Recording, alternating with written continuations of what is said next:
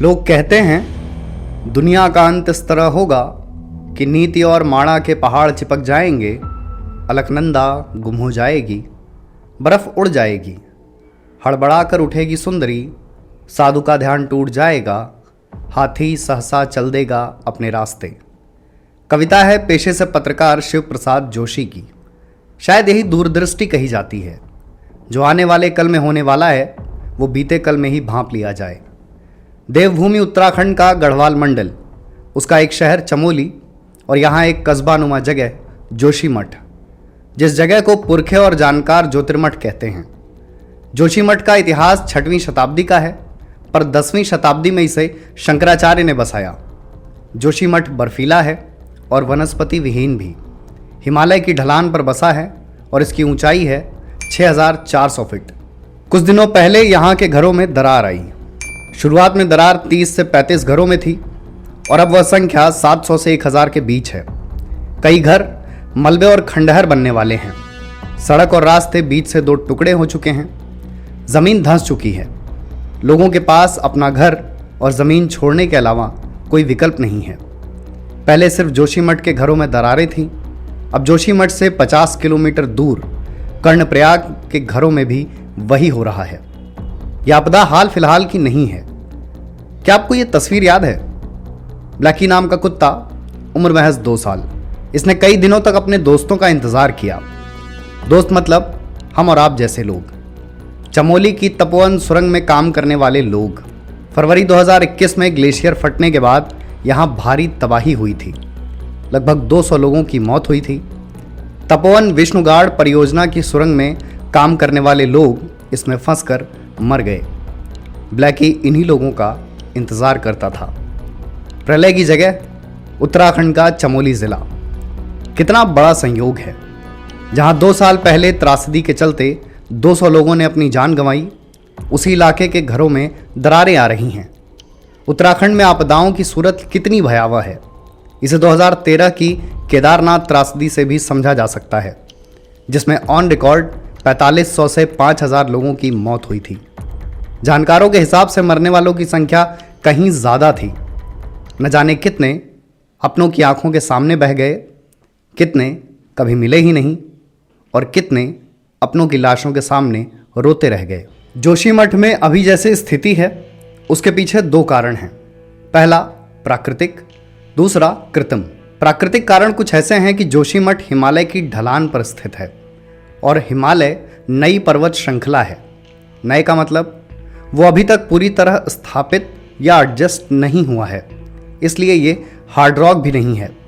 इसकी नींव में चट्टानें नहीं हैं, अधिकतर मलबा है। आसान शब्दों में पूरा जोशीमठ पहाड़ के टूटे टुकड़ों और मिट्टी के ढेर पर बसा हुआ है।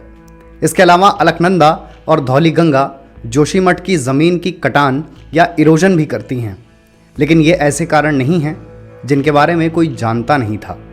इनकी पूरी जानकारी होने के बावजूद वो सब हुआ जो जोशीमठ की नींव के लिए डरावना था। और यहाँ आते हैं कृत्रिम कारण। चमोली और आसपास की कई परियोजनाओं पर सवाल उठ रहे हैं, जिसमें सबसे चर्चित नाम है तपोवन विष्णुगाड़ जल विद्युत परियोजना। इसके तहत जोशीमठ के पहाड़ों के नीचे से 12 किलोमीटर भूमिगत सुरंग बनाई जा रही थी। निर्माण के लिए कई विस्फोट किए गए थे। इन सब के लिए भारी मशीनरी का भी उपयोग किया गया। यहाँ समझना ज़रूरी हो जाता है कि जिस जगह की नींव में चट्टानें नहीं हैं, जो मलबे और मिट्टी के ढेर पर बसी हुई है, वहाँ ज़मीन के नीचे सुरंग निर्माण कितना भयानक हो सकता है। हेलांग विष्णुप्रयाग परियोजना को भी तबाही की एक वजह बताया जा रहा है, जिसके लिए कई जगह बड़े पैमाने पर खुदाई हुई। वहीं भूमिगत सुरंग के लिए ये भी कहा जा रहा है कि 2009 में ये पंक्चर हो गई थी। फिर 600 लीटर प्रति सेकंड के हिसाब से पानी निकलने लगा, यानी बीते 13 सालों में इतना पानी निकला। वही पानी अब सतह पर नजर आ रहा है। जोशीमठ आकार में बहुत बड़ा नहीं है, फिर भी यहाँ की आबादी अधिक है। पर्यटन से होने वाली लापरवाही को भी त्रासदी का एक बड़ा कारण माना जा रहा है। 1962 में चीन से हुए युद्ध के बाद भी यहाँ काफ़ी निर्माण हुए। हेलीपैड और सेना के बेस बने, पहाड़ों को काट कर रास्ते और इमारतें बनी। समय समय पर जानकारों, शोधकर्ताओं और पर्यावरणविदों ने जोशीमठ को लेकर चिंता भी जताई। 1976 में मिश्रा कमीशन की एक रिपोर्ट आई थी। 18 सदस्यों की कमीशन के मुखिया थे तत्कालीन गढ़वाल के कमिश्नर MC मिश्रा। रिपोर्ट में जोशीमठ के धंसने का अंदेशा जताया गया था। बड़े निर्माण और विस्फोटकों का उपयोग नहीं करने की बात कही गई थी। जंगल नहीं काटने के लिए भी कहा गया था। उत्तराखंड स्पेस एप्लीकेशन सेंटर के निदेशक MC बिस्ट और पीयूष रौतेला ने भी इस सब्जेक्ट पर काफ़ी काम किया था। उन्होंने अपनी रिसर्च में कहा था कि जोशीमठ भूकंप क्षेत्र में है। Wadia institute of geology Dehradun ने भी एक स्टडी की थी। स्टडी के मुताबिक जोशीमठ हर साल 85 मिलीमीटर नीचे धंस रहा है। सबसे ज़्यादा निराशाजनक है कि एक धार्मिक और ऐतिहासिक धरोहर के साथ ऐसा होना। 7वीं से 11वीं शताब्दी के बीच यह क्षेत्र कत्यूरी राजवंश के अधीन था। जोशीमठ राजधानी थी। उस राजवंश के ताम्रपत्र आज भी मौजूद हैं, जिन्हें पांडुकेश्वर के ताम्रपत्र कहते हैं। 10वीं शताब्दी के अंत में शंकराचार्य आए। पंवार और टिकरी राजवंश भी यहीं था। यहाँ शंकराचार्य का एक आश्रम भी है, ज्योतिर्मठ। उसमें भी दरारें आ चुकी हैं। ये जगह एक और वजह से भी खास है।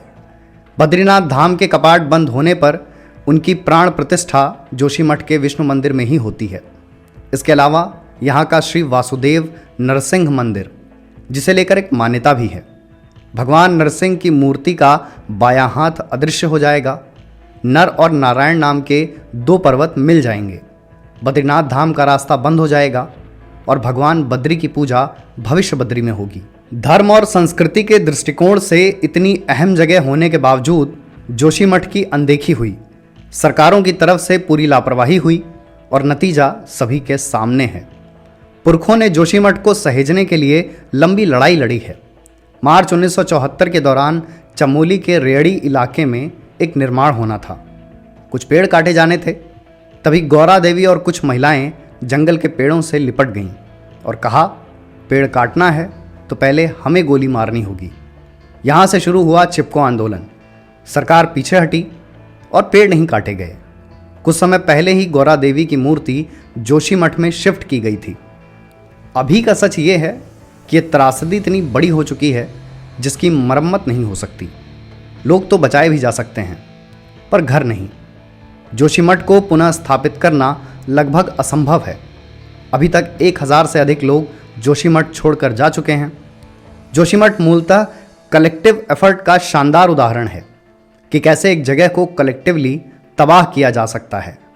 क्या सरकार, क्या कंपनीज, क्या लोग और क्या पर्यटक, सभी ने जोशीमठ को इतना तबाह किया कि अब उसकी रिकवरी शायद ही हो पाए।